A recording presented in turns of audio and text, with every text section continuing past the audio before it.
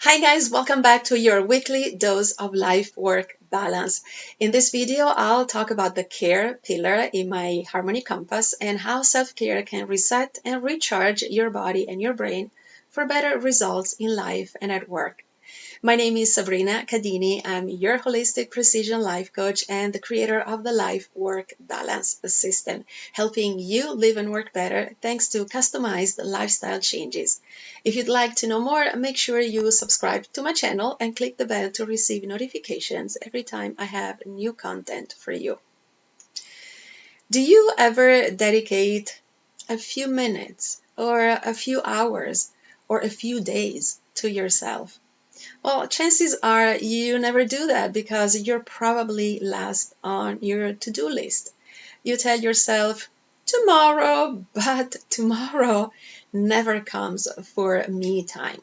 Family, work, helping friends in need, urgent deadlines, maybe taking care of aging parents, those things are all part of the picture in your busy life. But slowing down is necessary, not a luxury or a sign of laziness. Why? Well, I recently participated in a Twitter chat as a guest, and the topic was self-care. One of the questions was, how do you define self-care? And my response was, I see self-care as a way to maintain balance, wellness, and health and recharge our physical, mental, emotional, and spiritual areas with a conscious effort to practice beneficial habits, possibly daily. So self-care is our best self-love act. And the benefits of self-care are obvious. When you're able to slow down and refocus, you increase self-awareness by truly listening to your body and knowing what it needs to keep you healthy and thriving. You become more productive and you increase your performance. You strengthen connections and relationships where you can offer your best self to others. You lower your stress, anxiety, and burnout levels because you tap into the parasympathetic nervous system, our rest and digest mode. And I talked about this in my reframe video last week. I'll share it here in case you missed it. And by doing that, we can bring our body back to balance.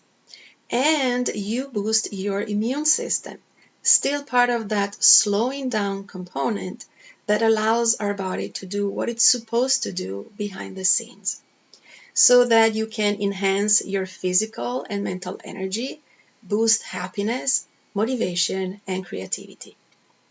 I always encourage my clients to make time for self-care as it can help them on many different levels. At first, they think they don't have the time to dedicate to self-care because they're too busy. But when they start investing even just minutes in different practices, they can't live without it, as it helps them get more clarity, stay more grounded, become more organized, and achieve better balance between life and work during their day. I always say you have to make time to stop, listen to your body, and satisfy its simple needs. Otherwise, one day your body will stop you. And who will be there for yourself, for your family, for your business if you're out of order? Think about this for a second. So it's never too late to start practicing self-care. And you can start with 5 minutes and see how it goes. Then increase the time little by little and experiment with the variety of activities or just doing nothing. Our brain loves that. And choose what works best for you. And this doesn't have to be perfect. And self-care should not become another source of stress because you feel guilty of not having the time for it. There will be days when you are just so busy you can't do any self-care. And that's fine. Just pay attention to a slow, deep breath as you turn off your computer at the end of the day to give you some mental space. That's all. The overall pattern with consistency and intention is what matters most. I also associate self-care to biohacking, a relatively new term that you probably heard among friends and colleagues or read about on social media. Biohacking refers to the art and science of upgrading your body and your brain through internal and external stimuli to respond in ways that are beneficial for a positive outcome. And the goal here is to improve the quality of your life and even extend your lifespan. And even if you never heard about biohacking, you're probably already taking care of your body and of your brain with it.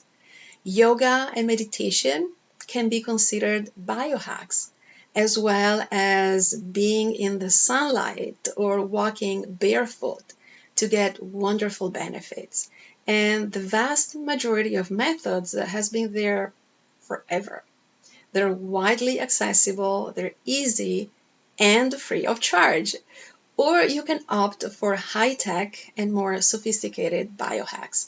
I'll dedicate an entire video to biohacking as a new approach to self-care, so stay tuned.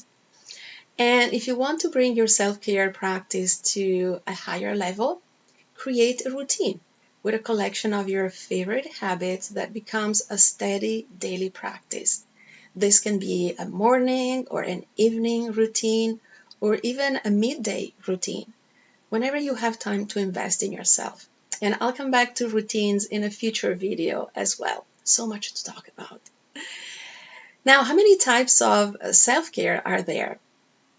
Well, there are multiple types of self-care that you may know of, but for the sake of simplicity, I usually group them into 4 categories. And some of them may also overlap. I'm talking about physical, mental, emotional, spiritual, and professional. For physical self-care, in addition to eating healthy, staying active, and sleeping, physical self-care can mean a spa day, I love it, spending some me time or hanging out with friends, visiting a museum for some inspiration, watching the sunrise, or just, as I mentioned before, doing nothing. You can find a hobby you love, like painting, or dance to your favorite music, or read a great book and involve all of your senses. For mental, emotional self-care, give priority to you in your personal and professional life. Say no more often in order to focus on what's most important. Take a digital detox whenever possible. Stay away from difficult relationships or negative situations. Learn something new. This has been shown to promote neuroplasticity. Do you remember I talked about this in a previous video? This is the ability of your brain to change neural pathways, and also neurogenesis, which is the promotion of or the creation of new neurons. Pretty cool, isn't it? You can also be more mindful by paying more attention to your thoughts and feelings. Journaling is a great activity, as it can lift your mood and make you more aware of who you are and where you want to go in your life. Also, don't be ashamed to reveal your emotions, and most of all, accept them without any judgment. Let yourself go. Cry if you need to. Laugh when you want to. Remove anger and fear from your day as much as possible. Do you have a pet? That's awesome. Taking care of your dog or cat or bird helps you find more meaning and purpose in your life, and you feel more accomplished, not including wonderful walks or runs with your dog as part of your physical self-care. By the way, you can do the same with a cat. Yes. I bought a pet stroller. Yes, call me a crazy cat lady. And I often walk in the neighborhood with my cat, Miss Mocha. And she loves it too, as looking around and discovering new spots instead of being at home all day long can be great for her little brain. Now, moving on to spiritual self-care. Now, spirituality here has nothing to do with religion, despite what many think. Instead, I see spirituality as the connection to our inner self, the development of our inner dimension, which is essential for happiness, self-growth, and optimal well-being. It's that inner energy that lets us guide our life. And ways to tap into spiritual self-care include experiences that can make us feel good and improve our outlook about life, from connecting to nature to honoring our beauty and uniqueness, celebrating ourselves. Meditation can be a great spiritual self-care practice, and it's easier than you think. Even just a few minutes a day can make a big difference. And if you add affirmations that can give you greater purpose in your life, you can repeat them during the day whenever you experience a challenge or maybe you feel stuck. Now, for professional self-care, taking breaks during the day helps with focus and productivity. It's as important as eating healthy, sleeping, and exercising. Our bodies and our brains are not machines that cannot work 24 hours a day. So we need to stop what we're doing and dedicate time to ourselves that gives us pleasure, happiness, positivity. And even if you're working on a project at work that gives you excitement, you still need to take a break to recharge. Research shows that most people can only concentrate for a maximum of 60 to 90 continuous minutes before needing to take a quick break to stretch, move, maybe get a drink of water or a healthy snack to fuel body and brain before they resume for another session.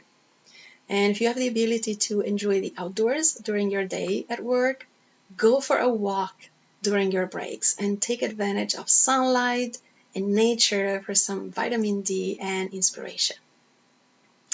So let's talk about some tips.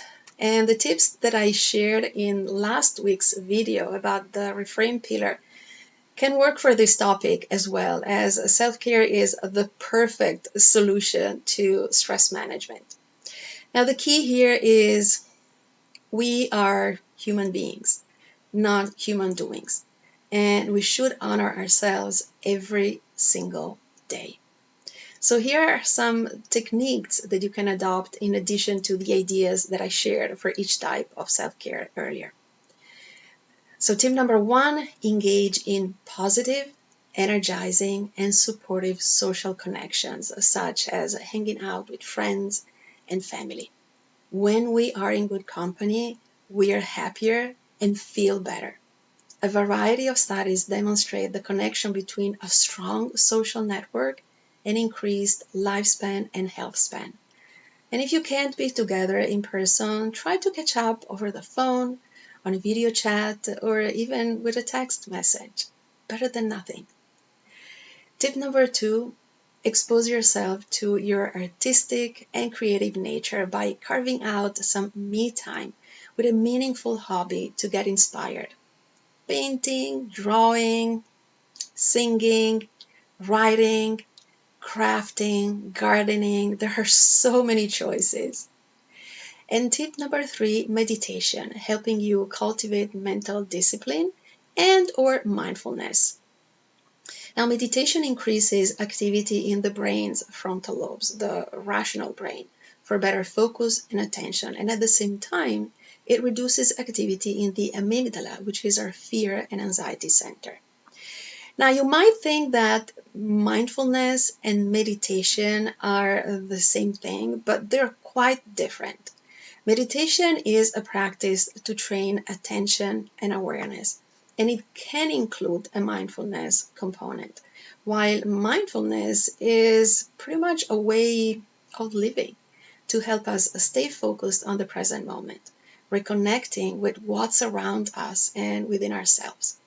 When we are aware of what happens in our life and around us, we take focused action, we are more present in our relationships, we make better decisions, we improve our productivity, and we achieve our goals with more clarity. And it's so easy to do.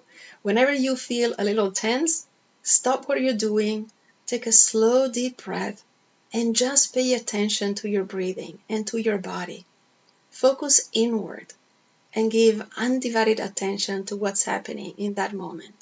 It's a little reset technique that works wonders. And the beauty of it is that you can practice it at any time and pretty much anywhere. One app that I'd like to recommend is called the Insight Timer. It's my go-to for guided meditations. And you can also find mindfulness practices if you'd like to learn more. And I'll link it in the info box below. As always, I have a wonderful list of books about self-care, and you'll find the link below. It's now time for your weekly question. Are you interested in giving yourself some self-love with self-care and you don't know where to start? Just ask yourself, what should I do for myself more often? In other words, what makes you happy, more relaxed, or excited? And make sure you share your response with us in the comments below. I'll see you in episode 10 of your weekly dose of life-work balance next week, where we will talk about the sixth pillar of the Harmony Compass, plan. And if you liked this video and you want to hear more, make sure you give it thumbs up, subscribe to my channel, and click the bell so you'll get notified when I have new video content. Thank you so much for watching, and don't forget to live life fully. Bye, guys.